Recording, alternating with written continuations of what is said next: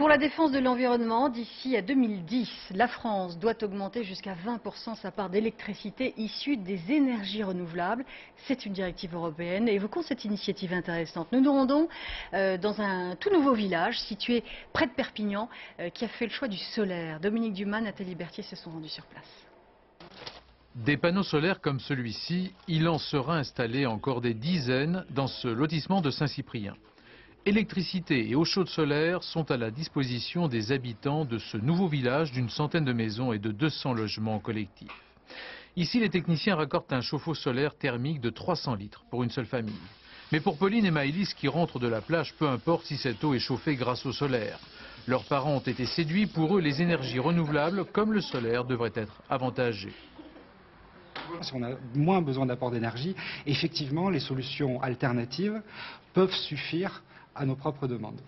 De l'eau chaude certes, mais ces panneaux solaires produisent également de l'électricité pour les parties communes.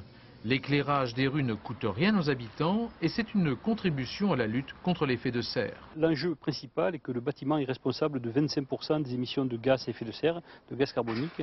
Et donc l'enjeu aujourd'hui, c'est de faire des bâtiments que l'on appelle bâtiments à énergie positive, qui produisent plus d'énergie qu'ils n'en consomment.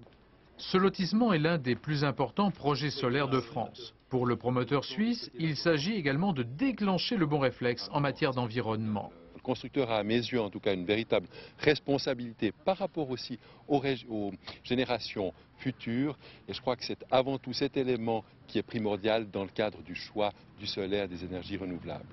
Les douches publiques chauffées au solaire, la dernière innovation dans ce village, est le symbole d'une volonté de changer les mentalités dans la vie de tous les jours.